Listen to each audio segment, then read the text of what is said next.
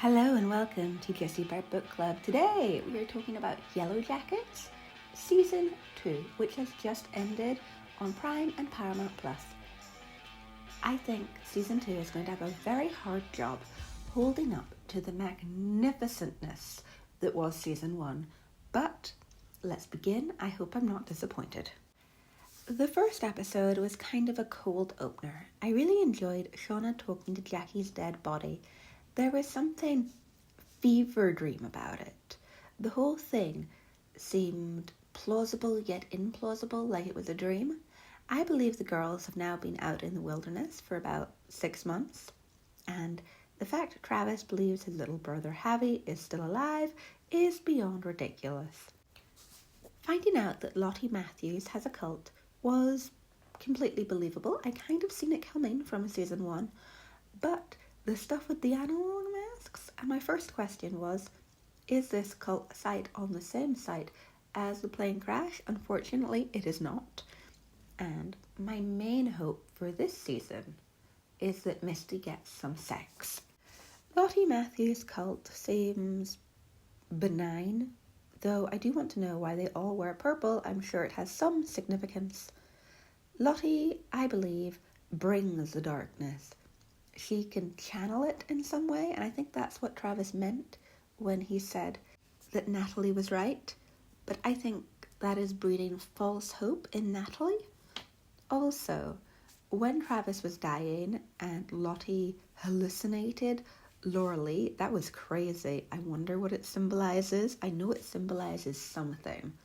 Also, I didn't make a note of it at the time, but later on when Lottie sees Laura Lee and her idea of heaven, which is her in a shopping mall with all her friends, that was so cute. It made me want to cry. Poor Laura Lee, she was my favourite character. But even more adorable is Walter and Misty. They are so cute together. They should have their own detective show. I would watch it.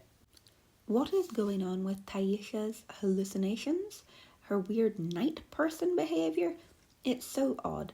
And the scene where they're in the wilderness and she's following the man with no eyes, that shit is scary. I don't need that. Kept thinking it was going to come out of the darkness at me after I went to bed.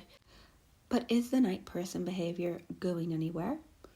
And Callie is a little shit. I do not enjoy her talking to the detective. I did enjoy the fact the detective was Drew from Search Party. That show was really good, and then it got really stupid real fast, but I really enjoyed the first 2 seasons. So he gets a pass just for being Drew. The real meat of the episode, pardon the pun, was the feast scene at the end when all of the people stranded, all the teenagers, start hallucinating with hunger, and it's almost cartoonish. They hallucinate this big Roman feast over Jackie's roasted dead body, and you can see on their faces that every single one of them is thinking the same thing. And then I love how Shauna was the first person to take a bite. Somehow her being Jackie's best friend and her going first granted them the rest permission to dig in. Oh, it was so gruesome, and I felt sorry for the coach. He was just standing there in the background of the cabin looking horrified. What a scene. However, we still haven't really learned anything about the darkness and what it is. That's what I really want to know. Episode 3 of Yellowjackets was the first episode in this complete show I have ever felt was a little bland. It didn't really move the story along. It was just there. Shauna is definitely having some sort of midlife crisis. I did enjoy her speech about human skin when she got her car back holding that gun. That's a badass speech. I hope I get to make a speech like that at some point where I talk about human skin. Misty and Walter, played by Elijah Wood, are doing the best job of being the cutest couple ever, but when they interrogated Randy and one of them was on the radio and the other one was listening, it was a bit saved by the bell for me. Not my thing. The coach is obviously depressed and has retreated into a fantasy world because he believes he is going to get eaten.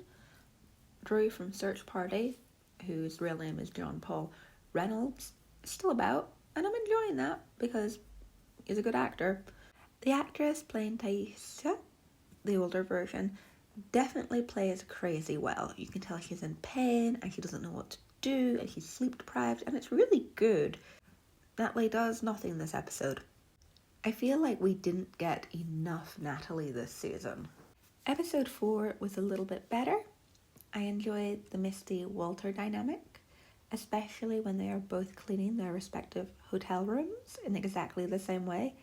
Natalie stealing her friend's fish by putting it in her mouth was funny, but yet again didn't move the story along.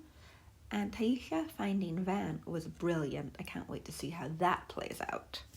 Shauna's annoying me this season. She keeps doing really stupid things, like telling her daughter about the murder. Who does that? It's so dumb. And now your daughter is an accessory to a crime. I believe in some states in America, you can get life for that. Van's life seems very lonely in episode 5, apart from her obvious painkiller addiction that we later found out is cancer.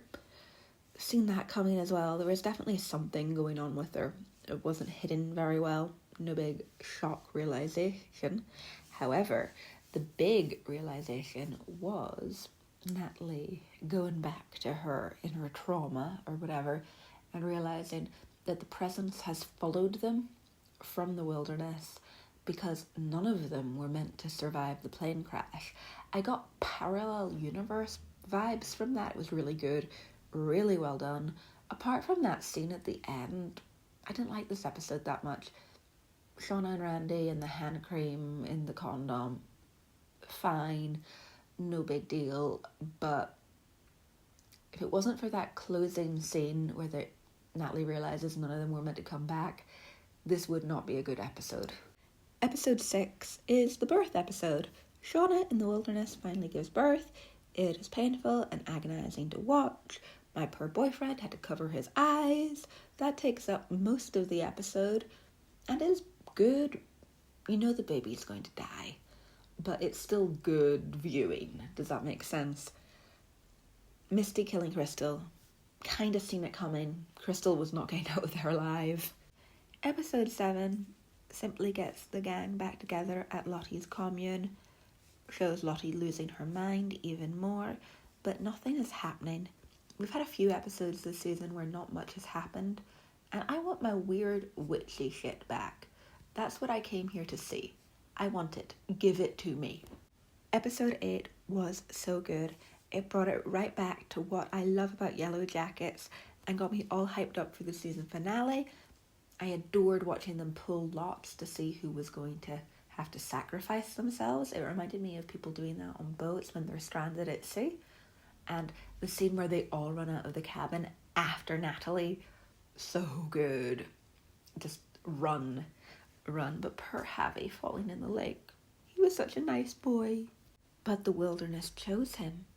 The season finale was so good on so many levels.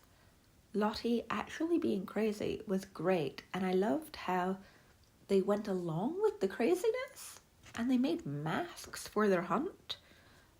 Walter was brilliant. Elijah Wood has done such a good job at making that little guy so creepy, and when he gave the detective the tea and the detective falls over, brilliant comedy. I felt so sorry for Misty at the end accidentally killing Natalie by trying to save her life. Oh, so sad when she's hugging Walter and she's all, I killed my best friend. Real tearjerker moment.